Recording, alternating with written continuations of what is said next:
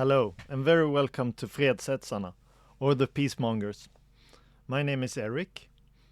My usual co-host Mehmet is still traveling, but will soon be back. But as he comes back, I will myself travel abroad. I'm not sure what Mehmet will do, but I'm sure he's eager to come back to the podcast. And I don't know if I'll be able to join him while I'm abroad, but time will tell. This episode will be the continuation of the interview about the Baltics with Iskolat, and also the reason why I'm speaking English right now. Sorry about that. In this episode, we will look into the Baltics since the end of the socialist period and up to today. There wasn't any perfect place to cut this interview in two parts, so bear with me. We had ended sort of with the preamble to the counter-revolutionary struggle. I hope you find this one interesting and make sure to take a look at the show notes for more information, texts and contacts. Without further ado, here's part 2 with Iskolat. So to get back to the topic of the counter-revolution in the Baltics, again, the Baltics were used as the sort of torpedo in order to sink the Soviet Union as a whole, in order to set the precedent, in order to destroy the Soviet Union as a whole, in order to discredit the Soviet Union. And a lot of phrasemongering was used, and a lot of the so-called non-violent mythology was used. I think you've heard about Gene Sharp and the Albert Einstein Institution. Gene Sharp actually visited the Baltics several times, and he actually consulted the local nationalist groups how to frame the Soviet Union, how to win the propaganda war, how to destroy the party from within, how to isolate it further from the people, how to attract more people to your side, how to gain the momentum, and how to force the Soviet government to look aggressive, to look like the aggressors. So that's what they use. So that's why, for example, in 1991, they staged the massacres in Vilnius, in Riga, for example, when people who were demonstrating in support of nationalism, they were shot at. They were shot by the nationalist snipers, and then the Soviet Union was blamed. Very similar, almost identical to the Maidan sniper provocation. Yeah. We posted a lot of stuff about this, how people were shot, how, for example, Butkevičius is one of the nationalist ringleaders in Lithuania. He openly admitted that they shot people. They shot them and then blamed the Soviet army for the massacre in order to create this, this this image that the Soviet Union was the aggressor, in order to whip up this support for the nationalists, to paint the nationalists as the victims, like they do in 1940 in regards to the June Revolution. The same thing, the same thing. The capitalists are always the victims. The capitalists are the victims. The capitalists, they should have the freedom. They should have the freedom to do whatever they want. And if you dare oppose the capitalist provocations, the capitalist violence, then you're the problem. Then you're responsible. Then you're the aggressor. And that's what they do today. That the fascist Baltics that they rehabilitate the Nazi ideology. They say that the Nazi collaborators were actually national partisans, that they fought for freedom, that they fought for liberty, that they fought against Soviet totalitarianism, that the Soviet Union was wrong about everything. So it wasn't long ago they made like a NATO commercial with the Forest brothers fighting against the Soviet occupiers. Yes, with the fake with the fake Forest brothers, because it should not be confused with the real Forest brothers. Yeah, the post-war that I mentioned. Soviet, the post-war Forest brothers. I've got an interesting, although a little bit off topic, but still comparison here, because in Finland as well there is something we call the metsäkartilaiset. That means the forest guards. And those were the people who, rather than joining the army during the what we call the Winter War and the Continuation War, so the Continuation War is Operation Barbarossa. Yeah. Rather than joining the army, they'd go out into the forest and form their own like guards or like brigades, where they were just sitting out there Most of them didn't fight back against the state in any way or organize partisan resistance. They just sat out in the forests with the other people, and their wives would bring them food, and they just wait out the war. So that's kind of interesting that it's quite a similar name. Yes, because they're just trying to create this positive imagery, and that is why they hijacked all of these names from the revolutionary period of struggle. You know, the Forest Brothers, the Popular Front. You know, the singing, because the Baltics are very known for their singing and dancing culture. Because during the Tsarist period, during the period of Tsarist oppression, dancing and singing was used as a way to preserve the culture. Every 4 years, we have this very huge dancing and singing festival, and it was used as not only as a way to preserve the culture, preserve the traditions, the songs, the poetry and literature, but also as a way for people to gather and organize, because they could legally gather, they could legally educate each other, and they could spread the progressive revolutionary ideas. That was also hijacked. Uh, the Forest Brothers, the Popular Front, all of these concepts of freedom, but only real freedom can be achieved under socialism, when all of the people are in control of their destiny, in control of the economy, and when the capitalists, their lackeys, and all of these warmongers and landowners can be completely defeated. Only then you can have freedom, because the bourgeois freedom that exists on paper is just slavery. Because like Joseph Stalin said, what freedom does a homeless person have that doesn't have bread? The person that can lose his job at any moment. Only under socialism, where exploitation was abolished, only this real freedom can be achievable. Yeah. Based. So to get back to the counter-revolution, Yeah. so basically there was the system of basically of dual governance. So Yeah. there was the Soviet governance and the emerging capitalist counter-revolution. So basically things were in a very unstable.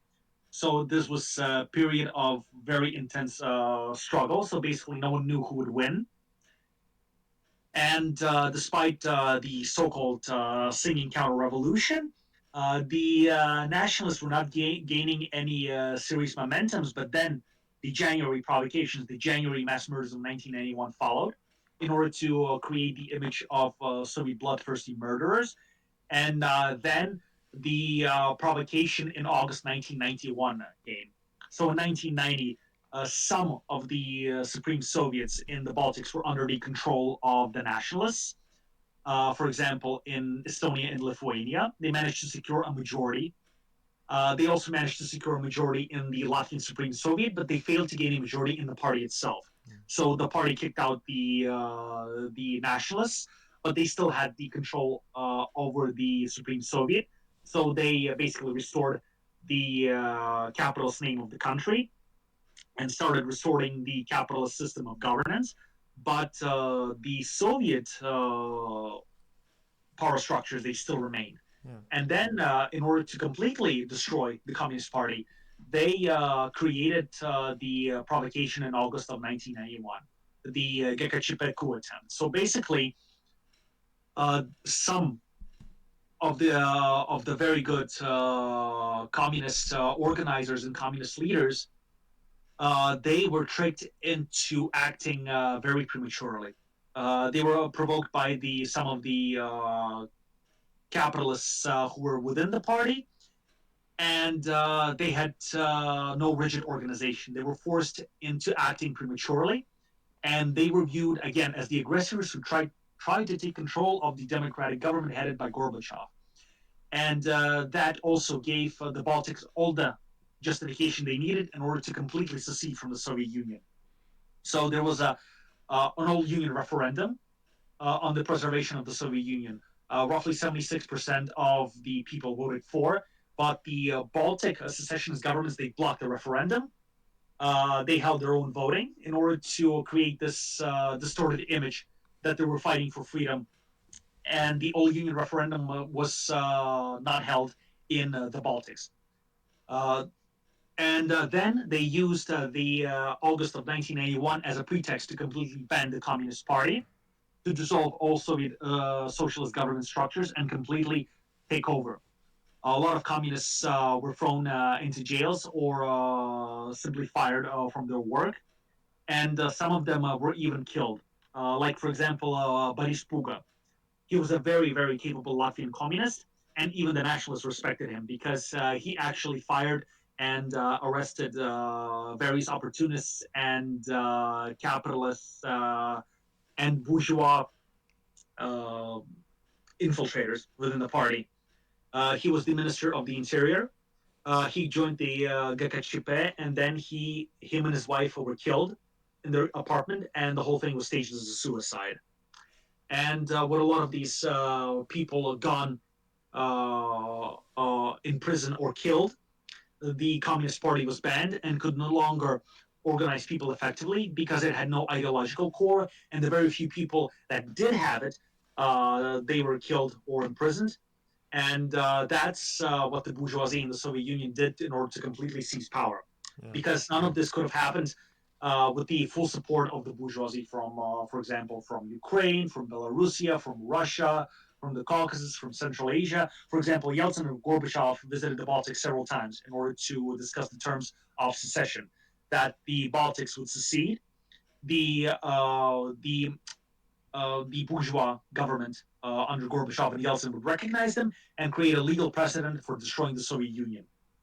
They visited the Baltics several times, and they conspired together.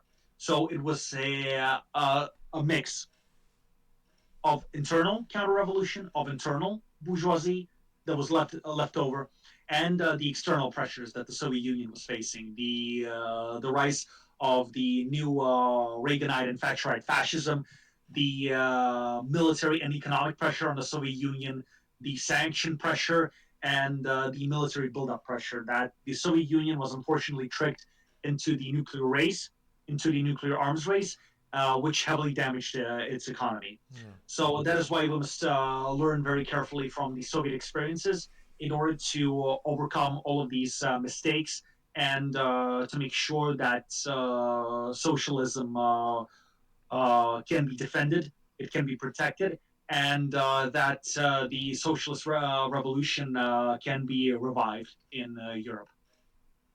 Yeah.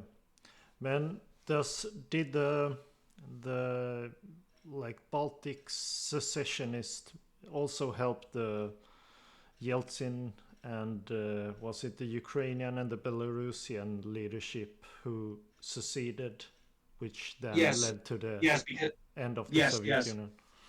Yes, because they immediately recognized each other. They immediately recognized the secessionist governments that were popping up in other Soviet socialist republics. And again, for example, Yeltsin, Gorbachev, Yakovlev, the bourgeois ideologues and bourgeois leaders, they provided full support to the Baltic nationalism because they prevented the Soviet response to the crisis. They gave them international legitimacy, and they staged various provocations that further discredited the socialist government in the eyes of the workers, so that the workers would rally against their own interests, that the workers would be divided by ethnic lines, by religious lines, by, for example, all of these artificial political lines that were created by the bourgeoisie so that the working class would not form the critical mass that would be necessary to fight against this counter revolution. Because there were many attempts by the bourgeoisie to do that. In the Soviet Union, they tried to do that, and during the Civil War, with foreign intervention, with the with the Trotskyist groups in the 1930s, with the Nazi invasion of the 1940s, with the post-war nationalist uprisings. They tried to do that, and they succeeded with Khrushchev. They continuously eroded the socialist system. They continuously tried to destroy it from both from within and from the outside.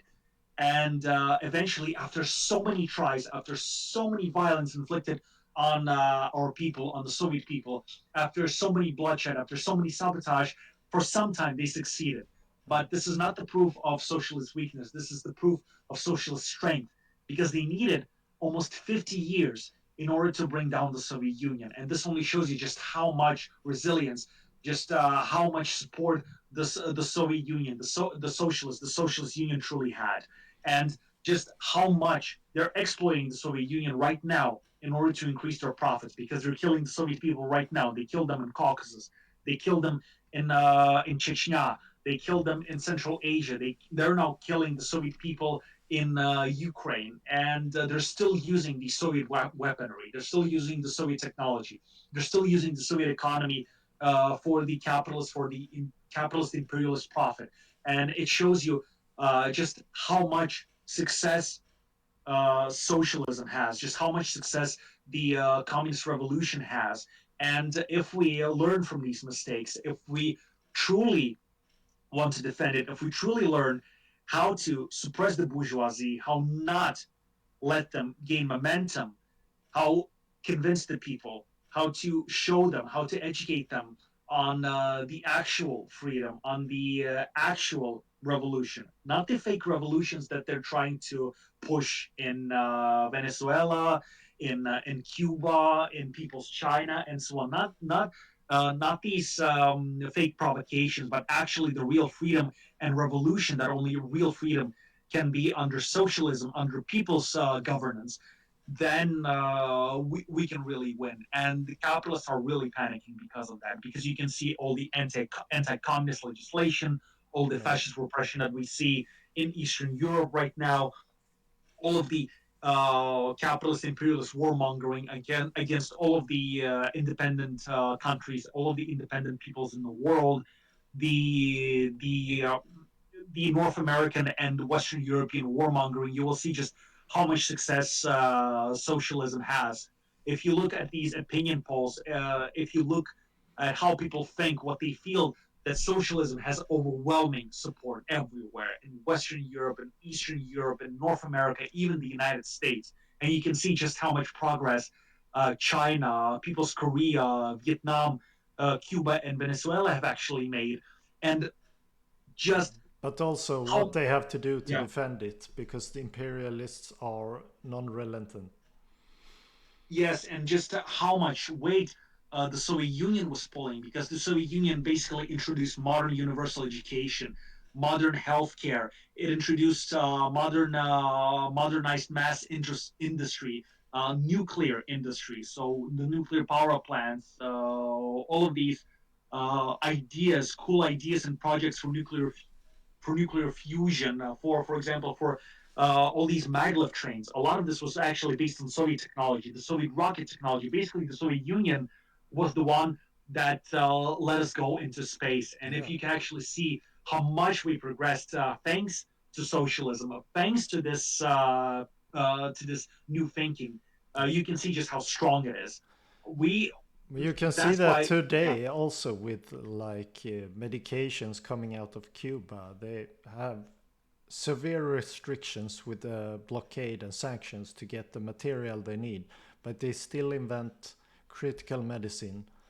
And in Yes, China, and there are, they invented like medicine against diabetes, which would never be profitable in capitalism. yes, of course.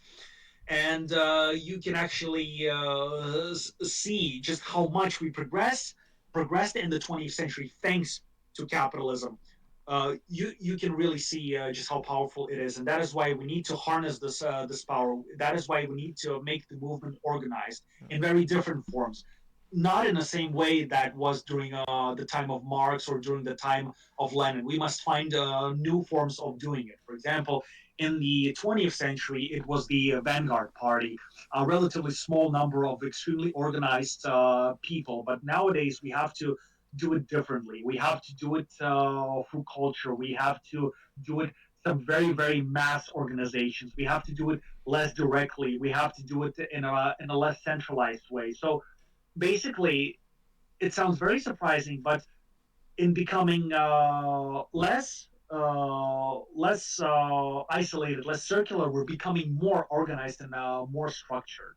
It sounds really weird, but the thing that destroyed the Soviet Union, unfortunately, is that the people thought that the class struggle was over, that we didn't have to do anything, that basically communism was within our grasp, that we're almost ready to transition to communism, that abolished the classical liberal state, and actually, entered the higher stage of socialism, and that the Soviet Union basically disarmed itself, that it stopped fighting against the capitalist class, and because the Soviet Union voluntarily disarmed itself, it basically allowed the capitalism to capture it for some time. I know, because the Soviet people, the Soviet Union will be liberated. It will exist in a different form, but I am very sure that it will exist nonetheless, and that the socialist revolution will be restored in places like Germany, in places like Poland, Romania, and that other countries who have never had socialist revolutions, like, for example, France, Spain, they will have their own as well in different forms, but they will nonetheless. And that the socialist revolution will be restored in the Caucasus as well, in Finland and Central Asia, and elsewhere. And speaking of the 1990s, I wanted to give more context about the current situation that is happening here. So the Communist Party was immediately banned in 1991. Prominent communist figures and activists from the International Front of Workers were thrown into jail, or basically they were forced to into a self-exile. And the nationalists immediately came from abroad in order to control the new capitalist regime that was rebuilt in Latvia and obviously the Baltics. And because there was so much fascist influence from abroad, from all the escaped Nazi collaborators, the Baltics, they took a very sharp turn to the extreme right, to overt reaction. And despite having some very nominal freedoms, there is a lot of ethnic oppression, and also the apartheid system that I mentioned from time to time. Yeah. So what they did is that the Latvian and Estonian nationalists were influenced by the apartheid systems in South Africa and Palestine that is being enforced by the Zionists. So they wanted to enact something similar. So they said that those people who came to Latvia in search of work, to protect the country, to rebuild it after World War II, after the Great Patriotic War, if they were not citizens, or their children were not citizens of this interwar bourgeois republic, they were stripped of their citizenship. That's a lot of people, Basically, right? yes, that's a lot of people. In Estonia, it was 400,000 people. And in Latvia, it was more than 700,000. So in both countries, one third of the entire population was made stateless. Yeah. They were given these weird documents that are called non-citizens passport or aliens passport. Yes, you can look it up. That's what it's really called. And those people virtually have no rights. They cannot vote or get elected. They cannot become government employees or municipal employees. They cannot become policemen. Cannot become rescue workers or fire workers. They cannot become attorneys or practice law in any way. They cannot buy certain property, for example, right next to objects of strategical importance or right next to the border.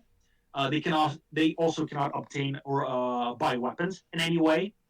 Uh, and they also have various travel restrictions when traveling abroad. For example, a lot of countries they do not have the visa rights, and in many cases they cannot stay for longer than a certain period. So, for example, within the European Union, if you're a EU citizen, you can travel to any country in the European Union, in this imperialist European bloc, and stay indefinitely. But non-citizens can only stay there for, I think, for up to 90 days. But in most countries, they cannot travel with a visa. For example, the Latvian citizens have a visa, the non-citizens do not. And in total, there are more than 80 various restrictions on employment, on political rights, and economic rights. For example, in politics, the non-citizens, the victims of apartheid, they cannot create their own political parties or associations. They can join existing parties, but the existing parties must not have more than 50% of non-citizens. If it has more than 50% of non-citizens, it loses its registration. So non-citizens cannot protect themselves legally. They cannot represent themselves basically in politics. And how is this seen within the citizens? Like, it must be pretty obvious. Or are they seen just as like, oh, they are aliens, so to say? So there is a lot of nationalist propaganda. So in most cases, the government simply tries to hide it. In the 1990s, they said that, we must prevent the complete Russification of the Latvian people. Basically the same stuff that they were repeating, that they're the only victims, that they can basically repress whoever they want. And if you try to stand up, then you're the problem. So basically, they try to ignore it at the moment, and they spread a lot of propaganda about this. That people who build the economy, who rebuild the economy after the Great Patriotic War, who helped to rebuild the country, who actually worked in factories, in dockyards, in research institutions, that they're part of the occupying Soviet regime, that they deserved it, that they are, that they are the invaders that are diluting the pure Latvian blood. These are the justifications that you often hear, that they do not respect the local culture, that they do not want to do anything to integrate it, and something like that. And a lot of this very dehumanizing and very Zionist sounding and Nazi sounding rhetoric, because it basically is, because it was influenced by all of these fascist nihilistic ideologies. And until 1998, you could not even gain citizenship, even if you wanted. So you were stuck. You were stuck with this Bantustan passport, and only with the pressure of international organizations, of various human rights groups, and the threat of sanctions by the European countries and the United States, Latvia actually allowed the so-called integration, so that you had to pass all of these exams, and then you could gain this citizenship. But a lot of people did not do it because it's very, very, very humiliating. Because what they not only they require language tests, but they also require loyalty tests. You need to prove your political loyalty, and you had to recite the national anthem, and then you had to state openly that you are loyal to the capitalist Latvian Republic, that you condemn the Soviet Union as an invading power, that it committed genocide, that it occupied everything, and for example, if you're a member of the Communist Party or any communist organization like the Communist Youth or the International Front, if you refused to renounce your membership of the Communist Party, if you were not a traitor, then you cannot gain citizenship no matter what. You're just stuck with this Bantustan paper. So if you remain loyal to the Soviet motherland, then you remain a victim of apartheid. And for the same reason, a lot of people, even though they could apply for citizenship, they didn't do it because it's denigrating, it's very humiliating, it's fascistic, it's racist, and there are about 150,000 people left with this apartheid status in Latvia. And you can ask, what happened to the rest of them? I mentioned there were more than 700,000 people. Yeah. A lot of these people are obviously old, but most of these people, they immediately emigrated. Some of them naturalized, or some simply revoked their subject status to Latvia. For example, they took a different citizenship. They took European citizenship, or they took Russian citizenship. Because, believe it or not, foreign citizens have more rights than non-citizens in Latvia. Yeah. A lot of people left, and especially after Latvia was dragged into the imperialist European Union. Hundreds of thousands of people left because the wages in 2004. Yeah. So some people left in the 1990s, but a huge emigration wave happened in 2004 when Latvia was dragged into the European Union, despite many people not supporting it. They wanted to hold a referendum. They knew that the results would not be very favorable to them, so they joined NATO and the EU regardless, despite the protests, despite various anti-NATO and anti-EU action. For example, there were plenty of protests against discrimination and against the imperialist invasion of Iraq and Afghanistan in Riga. And the country was dragged into this union regardless. And a lot of people simply voted with their feet, as we say. So many of them simply emigrated. So about 200,000 people immediately left in the years 2005, 2004, and the people kept leaving because the wages here are so low on principle, on purpose, and the work here is so hard because we earn very little money. Most of our industries were completely destroyed during the criminal privatization campaigns. The shock And therapy. again, yeah, the shock therapy. It was very, very devastating because during the first couple of years in 1992 and 1993, you can look it up actually. Yeah. There was this very good book with statistics, The Economics of Transition, written by Marie Lovigny. And she included, I think it was her. It was written by a woman, I think. The offer included a lot of statistical data for the 1990s for all of these former nations of the former countries of the Soviet Union and the Warsaw Pact. And for example, our Statistics Bureau specifically emits data from the 1990s because it just looks so bad. Yeah. And according to her estimates, in 1992, the Latvian economy, the Latvian GDP collapsed by 40%. It was that bad Yeah. because all of the economic ties were immediately cut, all of the sources of raw materials were cut, and because Latvia had such developed heavy industry that all of the markets were cut off, all of the sources of raw materials were cut off, and everything immediately collapsed. So Lithuania and Estonia, they dropped by about 25% in 1992, but Latvia dropped by 40 because it was that bad. So all of that machine factories, the car factories, are all immediately closed. Various heavy industries such as steel and glass, it immediately shut down. Consumer electronics, it immediately shut down. Various chemical factories in Riga and the nearby cities, it immediately shut down. Various large labor collectives, because these factories had a lot of organized laborers, they immediately lost their job. They became very disorganized, and because organized laborers were a direct threat to the current capital system of governance, all of these large factories were closed, not only to destroy the labor union, but also to sell all of these properties, all of this machinery for pennies to all of these Western companies. So that's what they did.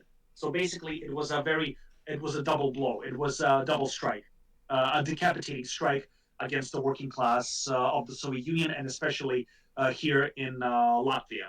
Yeah. And because there was no work, people started emigrating en masse, massive emigration waves. And because of that, the current fascist government uh, alleviates societal pressure. A lot of working age young people leave. And because of that, a lot of active people who could be educated, who could be organized, they immediately leave.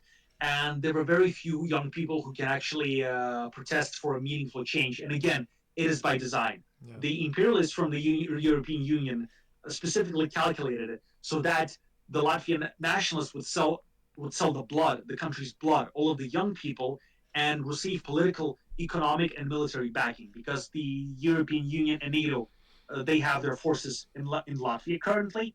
They give the Latvian government a lot of grant money and financial aid to keep the regime somewhat stable, and they provide a lot of legitimacy to the Latvian government because they ignore the apartheid problem. They pretend it doesn't exist, but then they criticize everyone else for the so-called human rights violations, believe it or not. Yeah, classic. But so a lot of Baltic people leave for Sweden. We have a lot of Baltic workers here.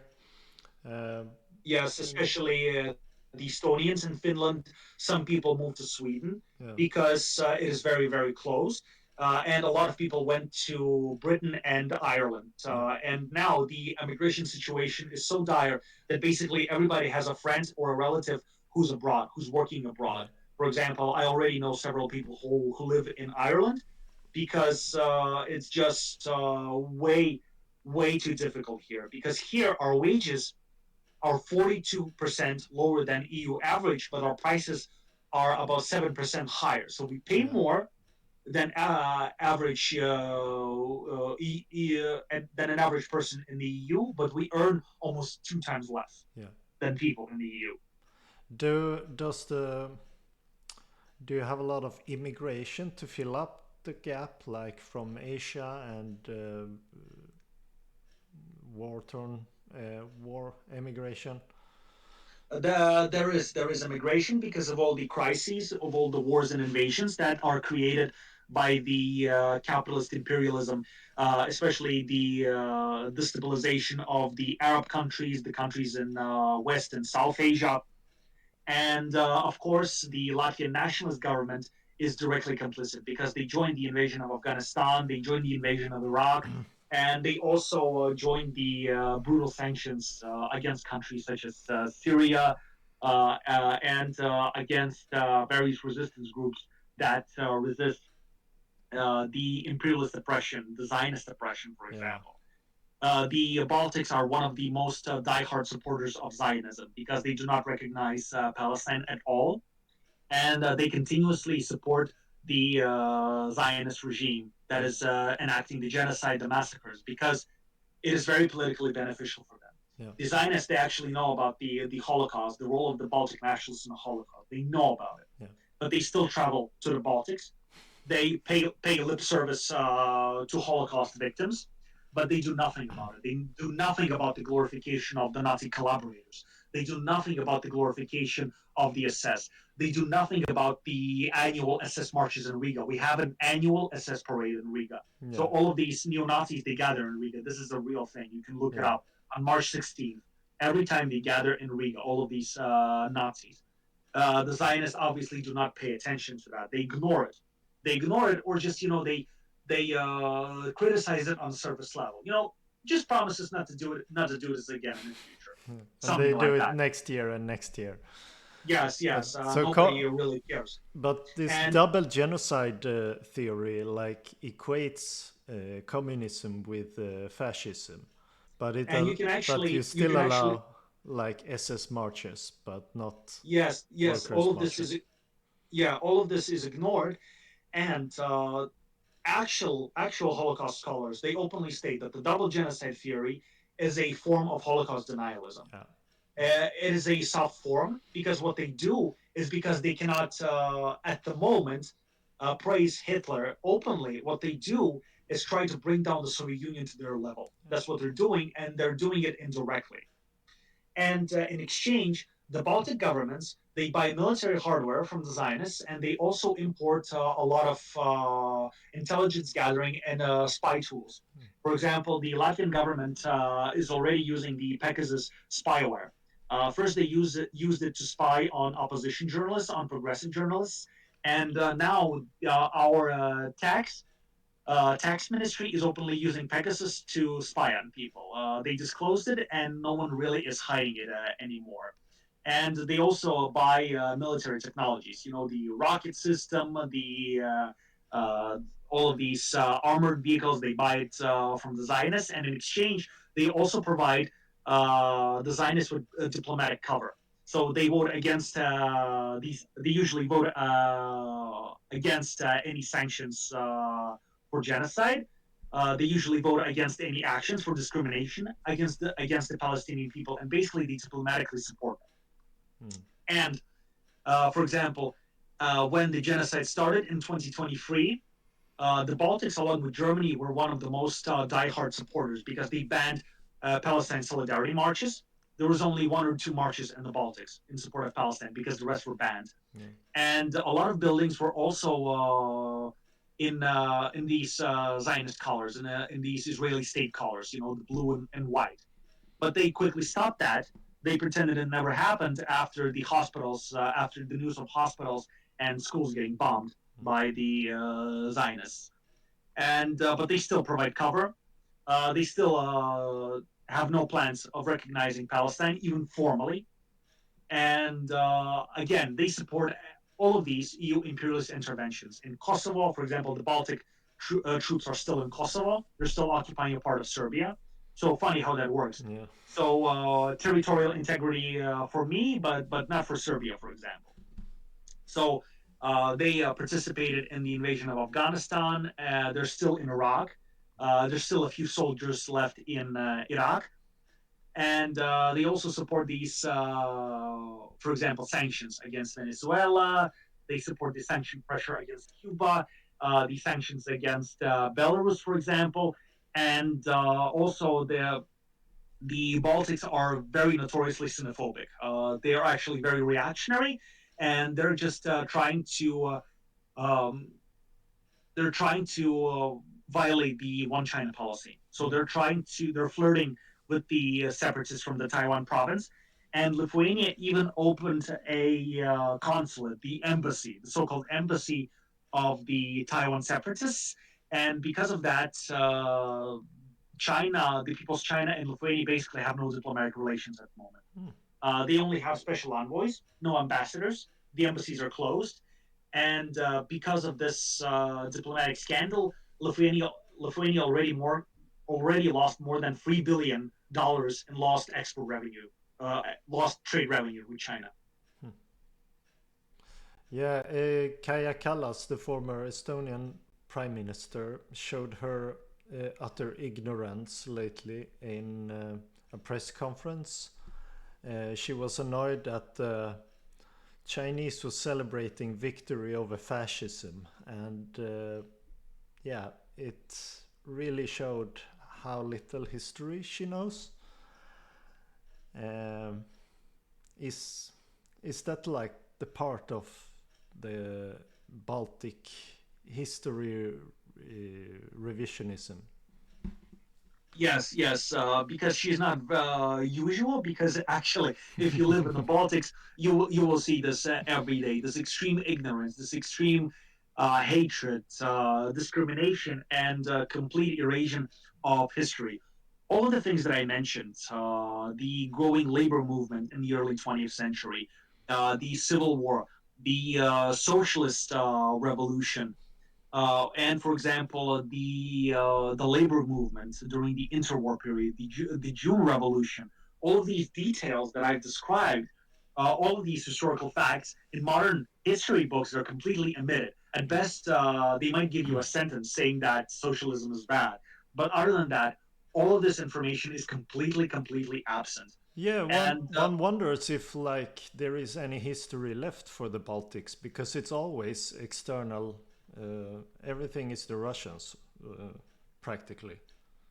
They omit their own like agency in history.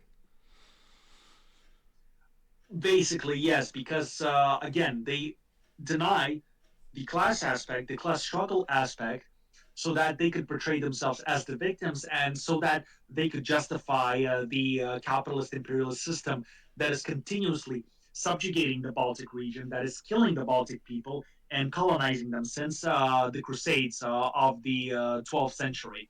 So it's been going on for that long because the Baltics is a very strategic region.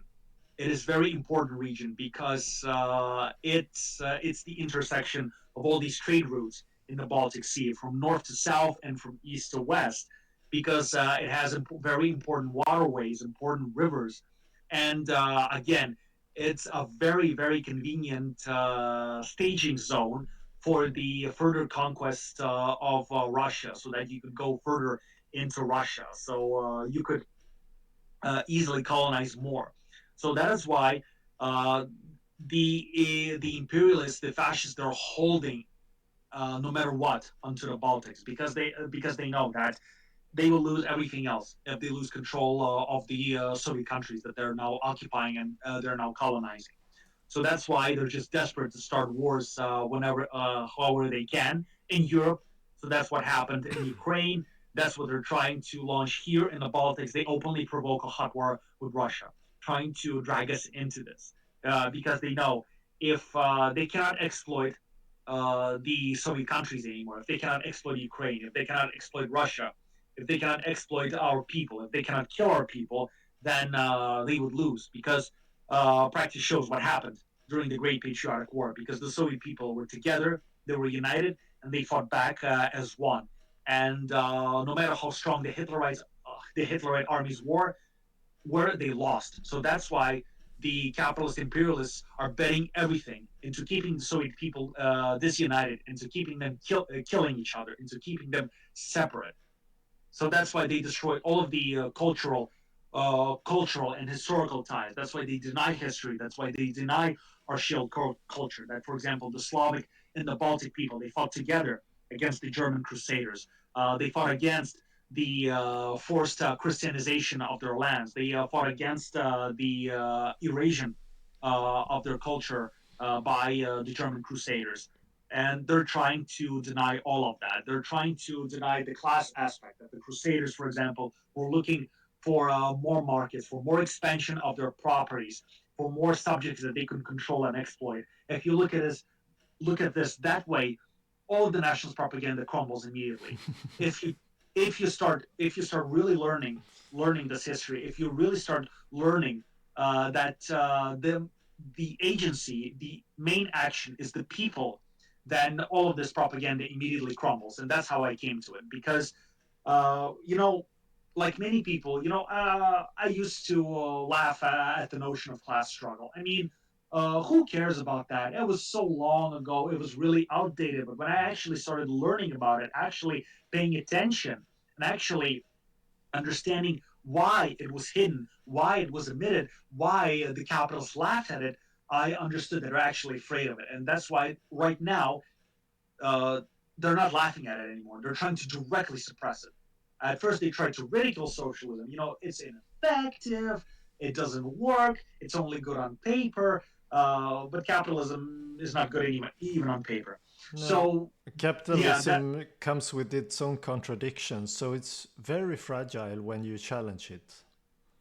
so that's why right now you can see everywhere in many places in North America, in Europe, in Turkey, in places like West Asia, when they're switching again to overt repression, to overt fascism. They had fascism, but it was covered up with democratic phrases.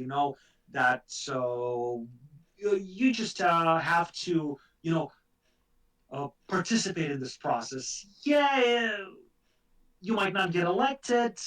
We might have a lot of electoral barriers. We might have a lot of laws. We might have a lot of propaganda in the media, in the books, in the school. We could have a lot of propaganda against socialism, but in theory, everything was legal. But now they're openly clamping down on the workers' movements, on the communist movements, on the revolutionary movements, because again, they're getting weaker. It is not the reason to underestimate socialism, but it also means that we should not be afraid of it because they want us to be disunited. They want us to be afraid. So that's how they stay in power. And we must not allow them to use this bluff because that's what fascists used in the past because they want to intimidate you and they want you to chase some sort of opportunist illusion of socialism. They want you to trust somebody like, I don't know, Bernie Sanders or maybe AOC or maybe Macron, some German, French, or Italian liberals, but they do not want you to discover actual socialism when you actually start learning it, when you actually start paying attention to it, when you actually see that the only real way to freedom is by actually fighting against capitalism, not trying to sugarcoat it, not trying to reduce its harmful effects, but actually,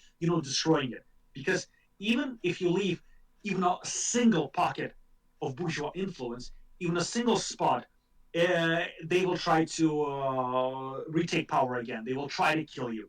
They will try to sabotage you. They will try to frame you. They will try to accuse you of every sin on earth. That's what they did with the Soviet Union. That's what they're trying to do with China, with Korea, but they're largely unsuccessful, thankfully. And that is why we must actually destroy them at every level. Because even after the socialist revolution succeeds, there still will be those with bourgeois conscience.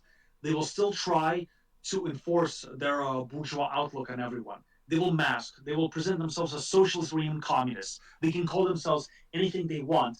But as long as this influence remains, we have to be vigilant. We must not make the same mistake like the Soviet Union, where we disarmed ahead of time, where we laid down our sword, just like Mao said, when we threw away our sword and the bourgeoisie picked it up.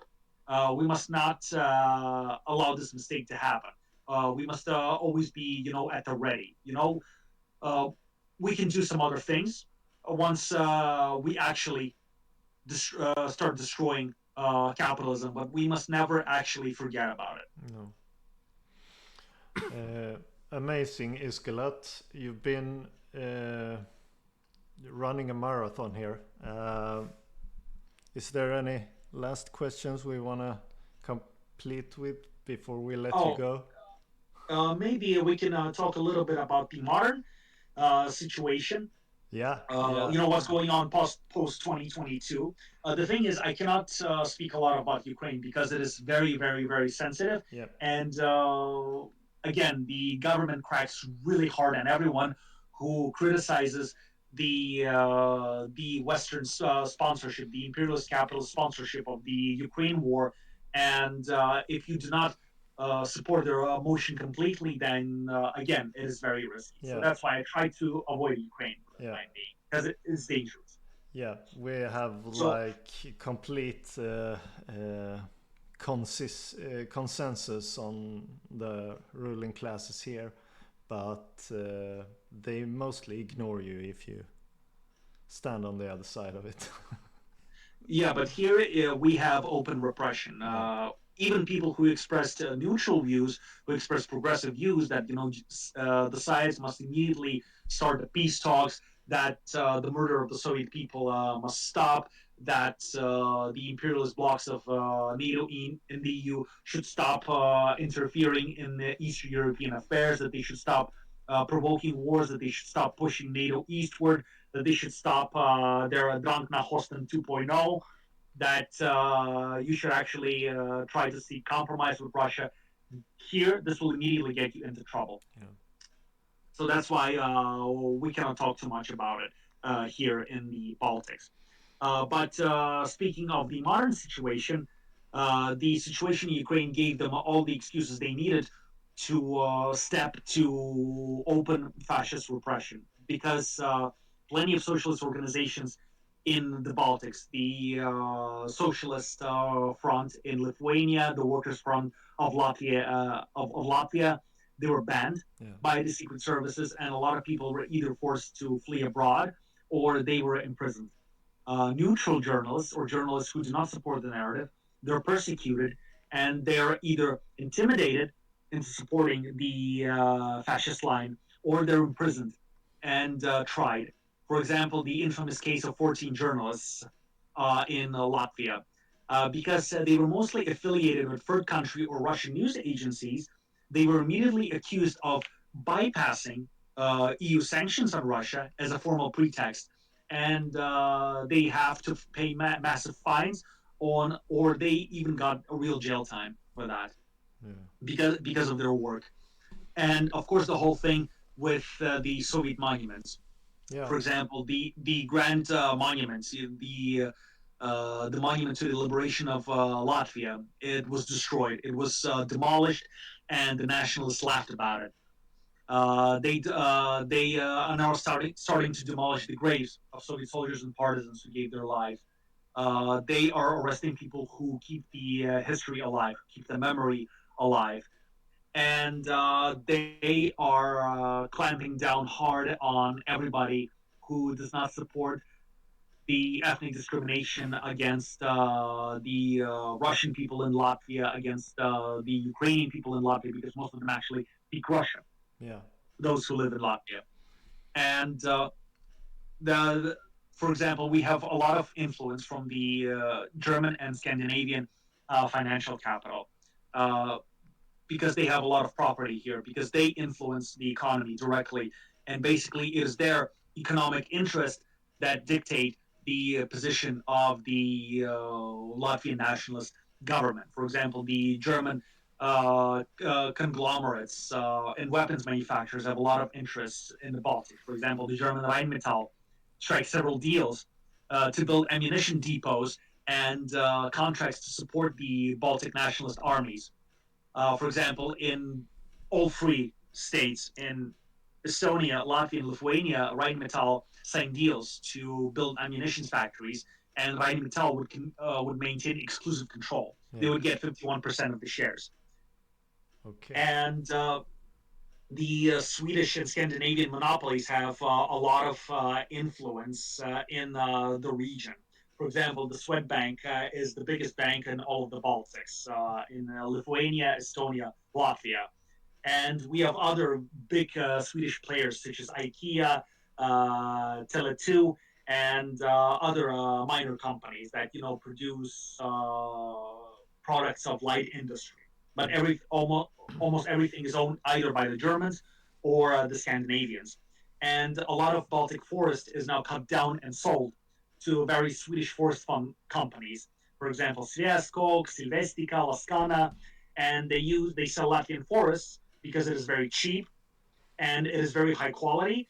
And they simply invest these funds into the Swedish pension fund. That's how they fund it. And right now, all of these Swedish companies, they're selling their stakes in Latvian forests because most likely they are afraid of the hostilities because they're rapidly transforming the Baltics into the front line. Yeah, They're like now a military zone. Yeah, they're turning it into a NATO direct NATO occupation zone. That they're building these huge fortifications on the border. That they're digging up trenches. That they're creating these very huge fences. They want to create drone armies on the east, and they also want unlimited surveillance against the citizens who are against it. For example, we have very strict censorship in Latvia, and right now we have more than 120 websites that are blocked. So the websites of progressive organizations and news outlets mostly from Belarus and Russia. They also ban, for example, Russian repositories with Russian documents, with Soviet documents, because you can read about it. You can actually learn history. And they do this without a court sanction. Because previously, in order to ban a website, a newspaper, or something like that, you would have to initiate a criminal investigation. You would have to prove that this or that resource promoted this or that violation of the criminal code in order to ban it. And then the court would have to sign it. But now they have this council of electronic mass media, and now they have the power to ban basically any news source or website without a court order. They can just do that. Yeah. They say that this website might threaten Latvian national security. They stated openly that it might threaten, so we need to ban it. So that's how they do it.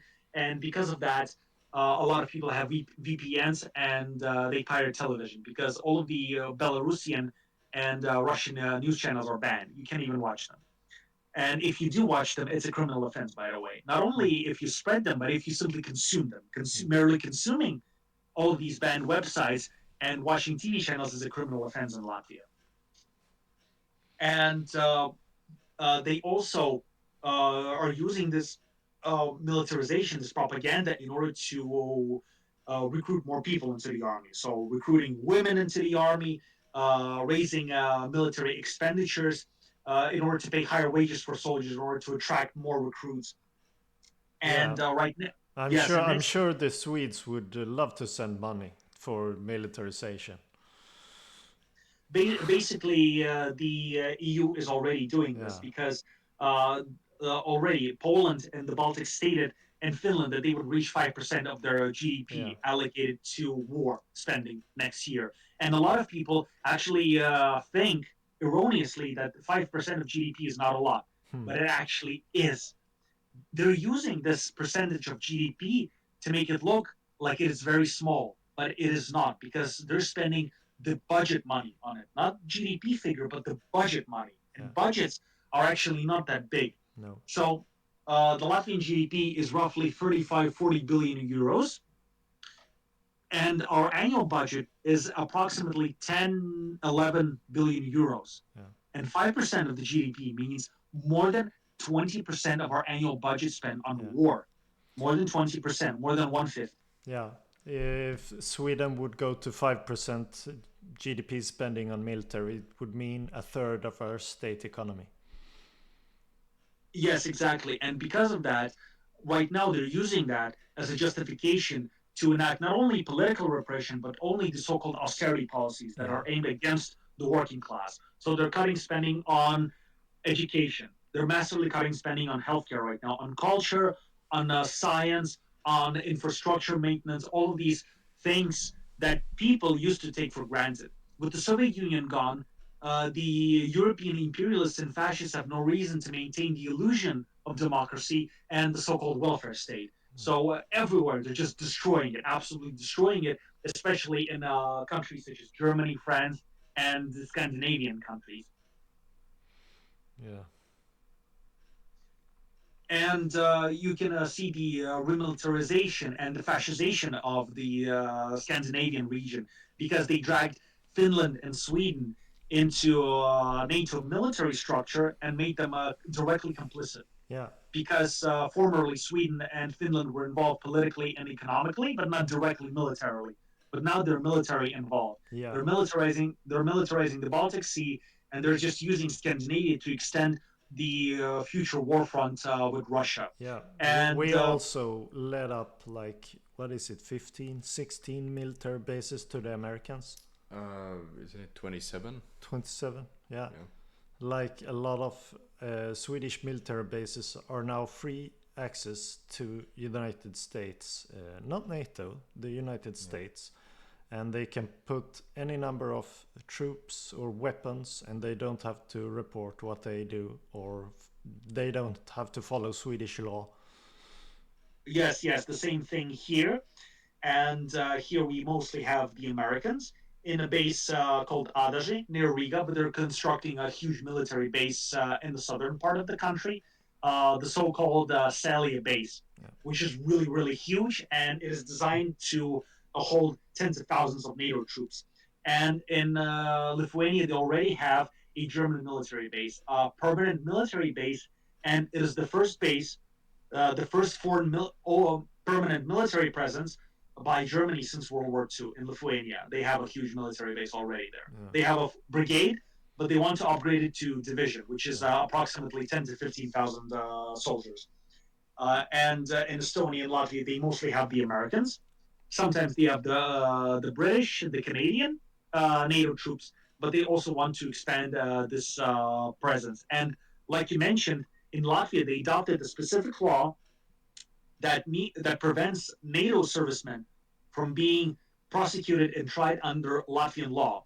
So they can commit any crime. They can basically even kill people, but they will never be prosecuted under Latvian law, even though they violate Latvian laws. They will only be tried by the NATO Military Commission because we have a lot of scandals of American soldiers, for example, committing sexual assaults or, for example, street fights, for example, in Latvia. But none of them were prosecuted, and because of the public criticism, they specifically adopted this law that U.S. and especially American troops cannot be prosecuted for any crimes that they commit here. Yeah, it's totally insane.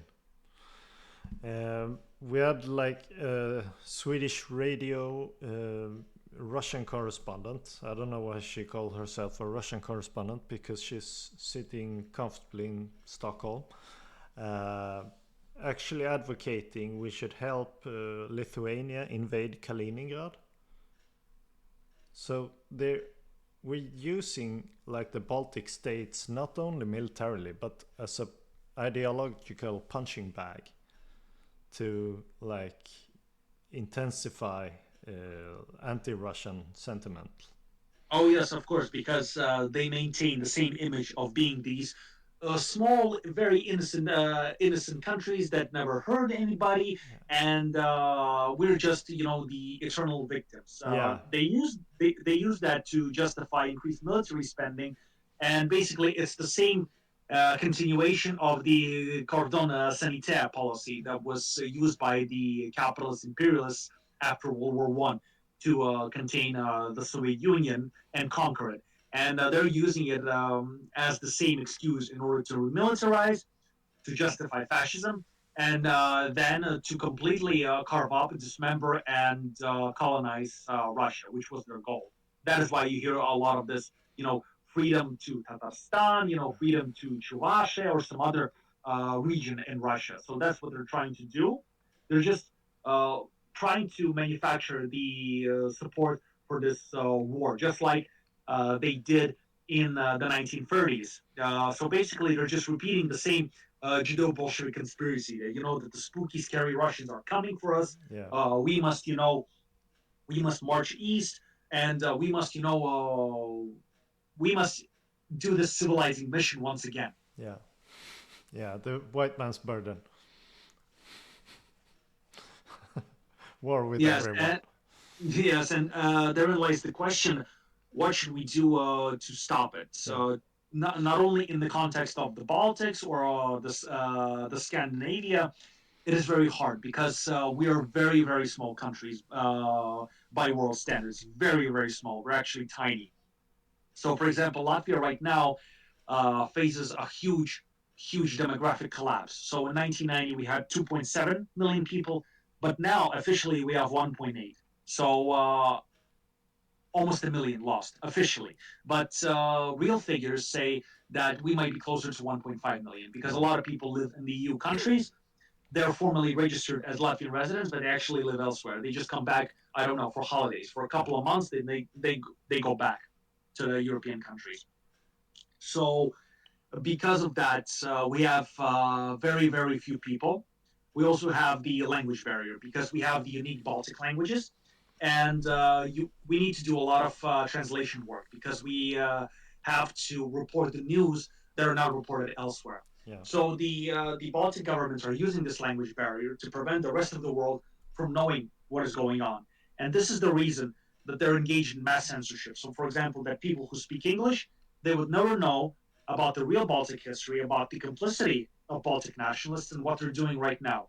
And they're also actively banning the use of Russian everywhere. They banned it in education, and they're also trying to ban it in any public setting. So you can even legally speak Russian. You cannot use it in state institutions. After 2022, they completely banned it in schools.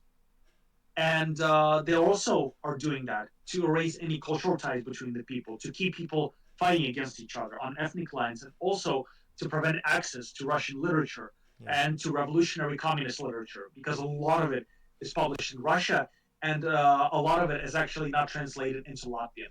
So they're artificially destroying the world production. They're destroying the Soviet production, and they're destroying the Soviet historical and cultural ties to maintain control. Yeah, and That's as you said, the threat of like getting to the archives that would dispel the myths.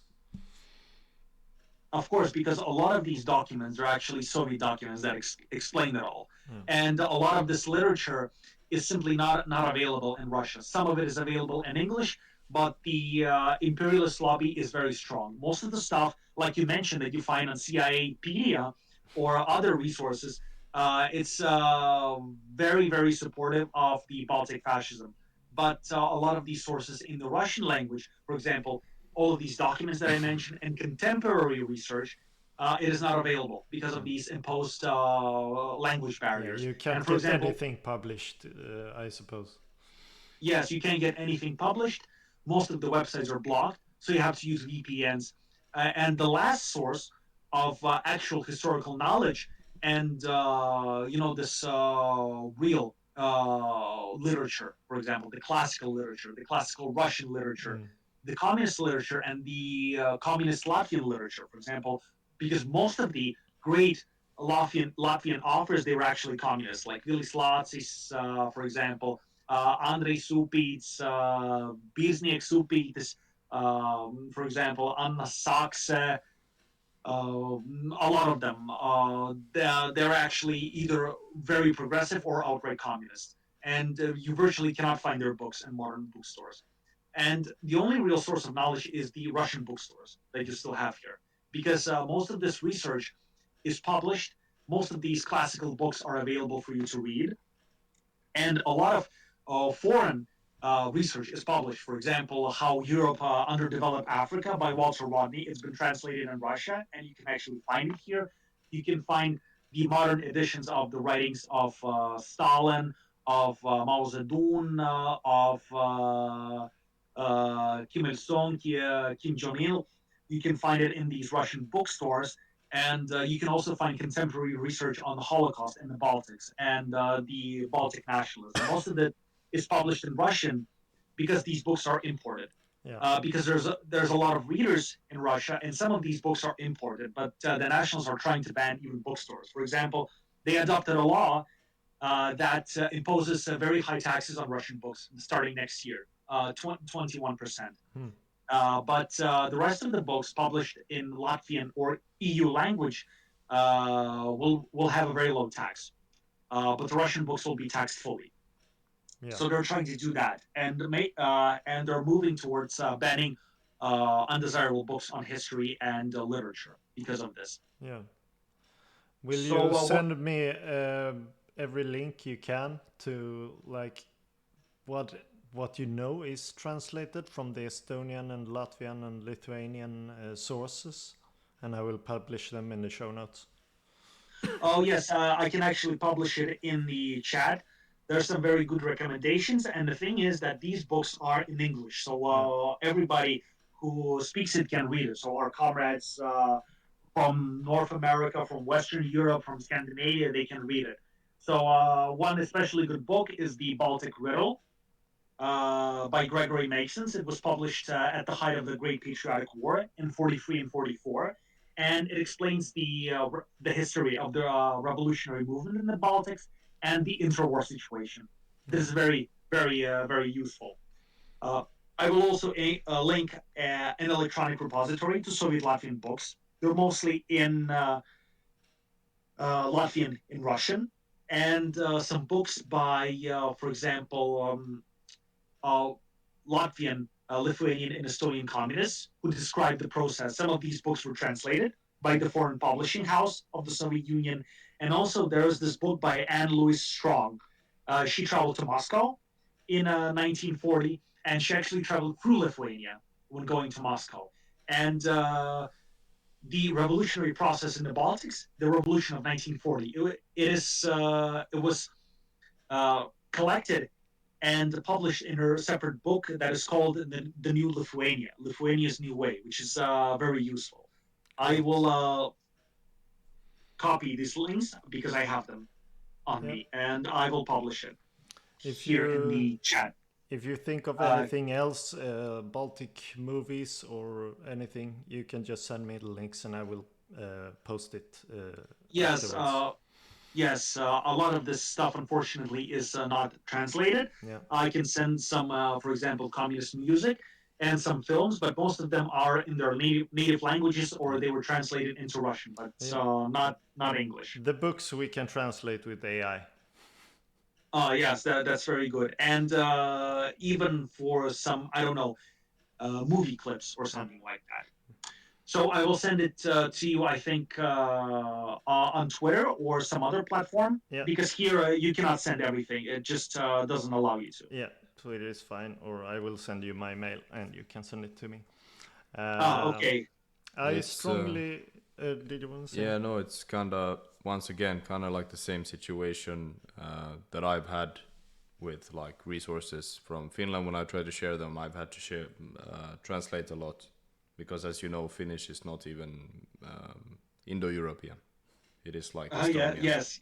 Yes. The same with Estonian, and like I mentioned, with the Baltic languages, they're very unique because it's a separate language group. Yeah. So the Lithuanian language, the Latvian, the Latgalian, and the extinct Prussian language. They're separate, kind of. You can see some influence from, for example, from Slavic languages, from the German language, but they sound and they're written completely differently. And because of that, we also have to do a lot of translation work. And actually, one of the good uses for this AI technology is translation because it's actually good and you can somewhat automate it because we spend a lot of effort on translating and it takes a lot of our time. And again, going back to our current situation, what can be done, what should be done? The key here is once again to organize the people in a new way. You need to find some new avenues of influence, how to organize people and how to spread consciousness. In the past, it used to be the Vanguard Party, but here you have to act more through culture. You have to act more through people's psychology and their interests and hobbies. You have to be very grounded, so to speak. You have to be oriented towards reality because capitalism uses ways to atomize people, to make them very anarchistic and make them very disorganized. And you have to do a lot of horizontal organization, and you have to organize people in such a way that basically you have to uh, make revolution into their instinct, so to speak, so that people, even without the very strong formal party, they could still get very organized. For example, one recent example is the Palestine Solidarity Movement. Even though it doesn't have a united party or a united organization, it still was much more organized than the capitalist imperialists anticipated. And we actually managed to do a lot of progress, a lot of good things, even here in the Baltics. We managed to attract supporters for this issue. We managed to organize them. We managed to open up the people who opposed the genocide. We managed to open them to the communist struggle. We managed to explain to them the history, for example, of the Palestinian struggle, about the People's Liberation Front of Palestine, about the People's Democratic Front of Palestine, about the Palestinian Liberation Organization, about all of these Palestinian and Arab communist comrades that fought for this progress, because we must repeat and reiterate that the liberation struggle and the communist struggle are completely inseparable. They go together, because only together we can win, because you cannot have freedom without communism. And communism gives you all the necessary weapons to win against your enemies, to organize with much smaller resources and actually fight and actually win. So this is one of the examples how we can do it. For example, the history. Okay, we can use literature, we can use poetry in places such as Ukraine, where communists are like the Kononovich brothers. They're in prison, or for example, they're disappeared. We can use other means, such as, for example, explaining communism through literature, explaining communism through poetry, that sort of thing. We can explain it, for example, through basic facts, through reality, through being connected with reality. We can show them. You see how much more expensive the food has become.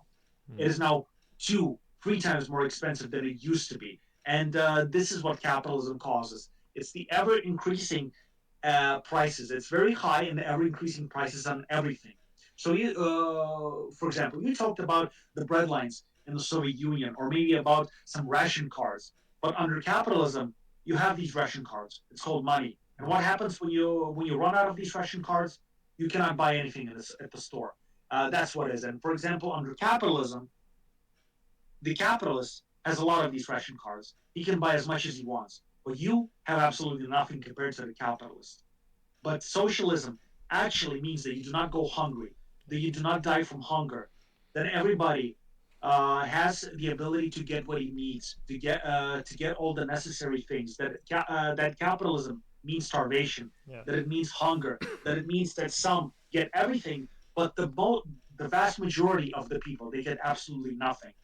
That capitalism is the cobalt children slave labor in the Congo. That capitalism means never-ending genocides and mass murder. The genocide, for example, in Indonesia in the 1960s, the genocides in Latin America, the genocides, for example, that are going on in Palestine, all of the bloody wars and genocides in Europe after socialism was defeated, because socialism is the one thing that guarantees peace. That's the kind of agitation that we need to do, because we do not have to fixate on the past, because the capitalists use this fixation on the past in order to discredit socialism. For example, to over exaggerate some problems or weaknesses, for example, of the Soviet Union, for example. We do not need to let them use it against us. They do not. We do not. We have to prevent them from using socialism as a mask. We have to prevent them from using socialism against socialists, from using communists against the communists, for trying to hide behind various progressive slogans. So we must never let them use our phrases, our slogans, while in reality they support capitalism. Okay, for example, all of these opportunists, revisionists, Trotskyists that are saying something about revolution, but they support interventions against Venezuela. They support sanctions and blockade against Cuba. They support war against China. They support for example, the complete destruction, dismemberment, and colonization of Russia. Because the media told us that China bad, that Russia bad, that Venezuela bad. We must never allow them to have any footholds in the culture and the psychology and the mass politics whatsoever. And once we conquer the mass politics away from capitalism, then we can destroy them, because capitalism is already too weak to maintain control over us directly through military force. Because, for example, in the 1940s, they had the Third Reich, the Third Empire, the Nazi Empire, which had more than 200 divisions, millions of soldiers ready to kill you. It was destroyed. Now they have mini Nazi Germany, okay, the so-called state of Israel. It is much smaller. They cannot do something on a similar scale like they used to. They cannot do on a similar scale like Nazi Germany, because people are not allowing them to. And that's what we need to do. We need to continuously fight against them in any way possible. We need to shrink their power. We need to shrink their avenues of influence. So first they had Nazi Germany. Then they had, for example, Pinochet's Chile. Yeah. But now they can't even do a Pinochet anymore. All they can do, I don't know, is someone like Netanyahu. But we must crush Netanyahu as well. We must cut off every retreat they have. We must cut off any avenue of influence they have. We must retake our people's culture from them. And once we do that, then we can really strike them. We can really win against them. That's what we need to do with this concrete action. For example, with this Palestine action. For example, people rallied and protected China against fake genocide allegations, against the so-called Hong Kong protest provocations. And you can now look at the support that China has. Yeah. For example, 5 years ago, you were criticized, you were mocked for protecting China. Oh, you support totalitarians. Oh, you support the bloodthirsty CCP or something like that. But 5 years later, you can actually see that more and more people are seeing the progress of socialism, the innovation of socialism, the ecology of socialism, the culture of socialism. And for example, if you see the amount of China supporters of socialism compared to 5 years ago, it's night and day. Yeah. Even compared to 5 years ago. In the 1990s, you couldn't even say socialism without getting ridiculed, without getting laughed at. They said that socialism is dead, that it's the end of history, that liberalism will stay ruling forever. But right now, you can see how nervous the fascists are, the imperialist capitalists are, and we must not let go of this momentum. We're already building a very huge movement. If you can see, for example, the situation in Russia, Russia is already on the brink of a revolution. Yeah. The amount of support that communism has is completely unrivaled here. For example, India, how close it is getting to the revolution. We can actually see strikes and demonstrations in Western Europe. We can see truckers and longshoremen protesting and striking in the United States of America, of all places. We can actually see how much progress it has. And and what effect it has, like the strikes in Italy and mass marches in Kenya, and people are rising up. Oh, for example, the huge amount of work the African communists have put in. For example, the Swazi Communist Party, the Kenyan Communist Party.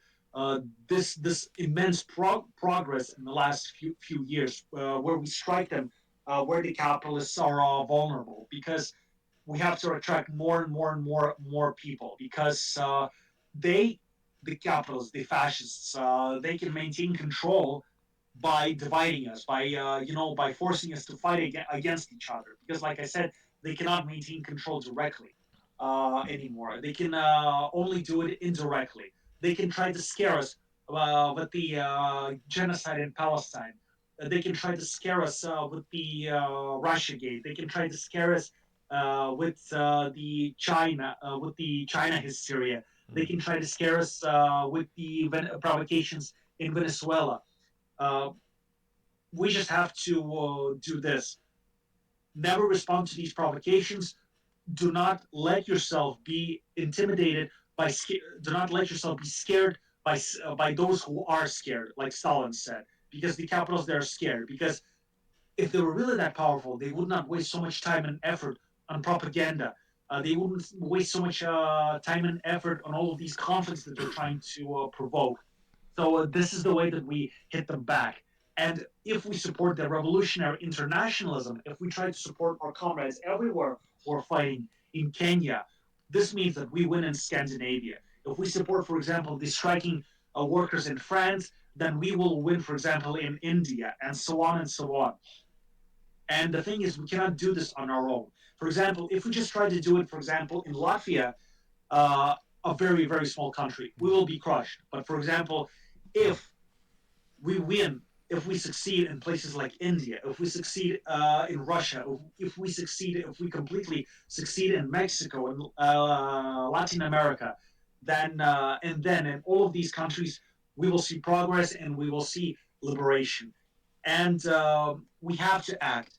Oh, we cannot be complacent. We cannot just rest and say, "Oh, the communism will come to us eventually at some time." No, we actually have to fight for it, because if we do not fight for it, there won't be many people left.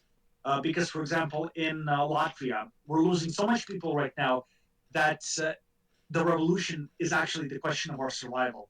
If this cannibalistic system of exploitation continues, then then it is predicted that by the middle of the century, the Latvian people might go extinct. They literally might go extinct. So this is the question of our survival. This is the question of human survival, because only socialism can guarantee human life. It can guarantee that people will be happy, that people will want to have children, that people will want to work to create good things. For example, they would want to invent new things. They would want to explore space. They would want to make Earth very clean and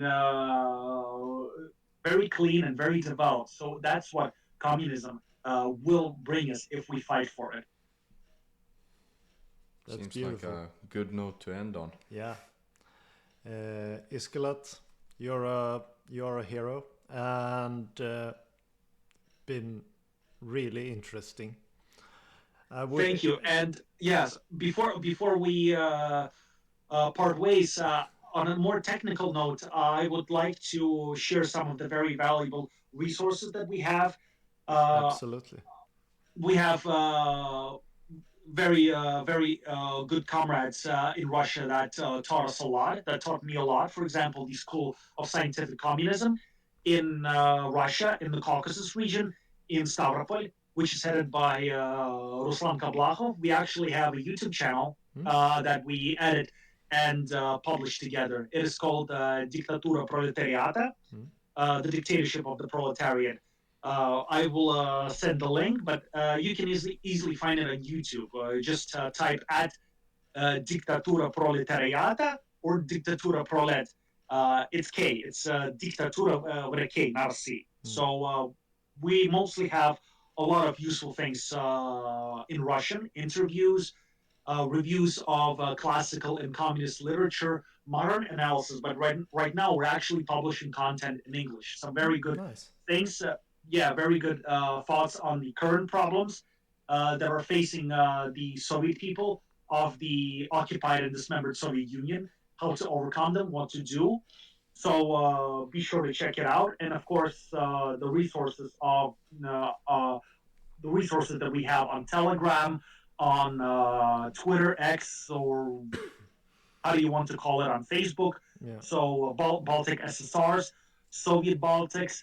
Now the Socialist Party of Latvia also has a Telegram channel and an Instagram channel. Be sure to check them out. So a lot of good content out there made by the Baltic comrades, by us. We're publishing original material. But we're publishing international news, solidarity news, and translation work, so that all of this unique material would not be lost. Yeah, and I would encourage everyone to follow you on Twitter, and you publish some really good images from like the 40s uprising, and There's a lot of people out in the streets in those pictures. Yes, and the thing is that these photos are actually very, very rare. We have these albums and we have these archived images, and basically they're not available anywhere else. So we're trying to digitize this. We're trying to ensure that this knowledge is not lost.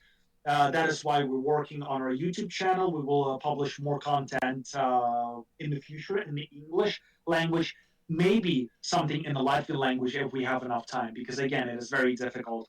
So I will send some of uh, our our wallet information if you would like to donate, because we would really appreciate it. So any help, not only emotional support or political support, but also financial support, so we could do more of this. We could get more equipment. We could, for example, attract more people. We could print more stuff. For example, we print some of our pamphlets, some of our newspapers. But we have to do it with our own salary. So, Yeah. for example, if anyone could help, this would be very, very grateful. So again, subscribe to us, watch more of the podcasts of the good people that hosted me.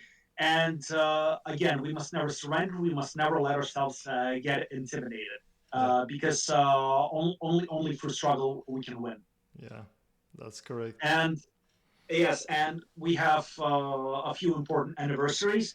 In November, yesterday was the 81st anniversary of the liberation of Riga from the fascist invaders, and also recently the anniversary of Comrade Che Guevara's death. So we should respect his legacy by continuing his work, by studying his work, and supporting the Cuban Revolution and the socialist revolutions elsewhere in the world. Uh, and we must be cultured, because Che Guevara played chess. He read a lot of poetry. He read a lot of books, and he was very educated. And we cannot rely, for example, on one person. We cannot rely on someone like Joseph Stalin, like Che Guevara, Fidel Castro, Kim Jong Un, or Xi Jinping, because if those people are gone, what are we going to do? Because everyone must be educated. Everyone must be like Stalin. Because if there's not one Stalin, but millions of Stalins, billions of Stalins, then capitalism really will be in trouble. Yeah. Thank you very much, Iskolat. And everyone, make sure to check out the notes and stay tuned. Thank you a lot. Thank you very much for listening, and great thanks to our subscribers, supporters, and our comrades, both in Latvia and outside of Latvia, in Russia, in Sweden, Finland, everywhere around the world, because this support means a lot. Because when we started this, we actually didn't realize how much attention we're going to get. Of course, there were difficulties, because the gentleman from these capitalist secret services also are very interested in what we are doing. So that is why we have to be careful. Yeah. We have to stay organized. We have to stay connected. We have to stay internationalized. Yeah. Absolutely. The friendship of peoples will succeed.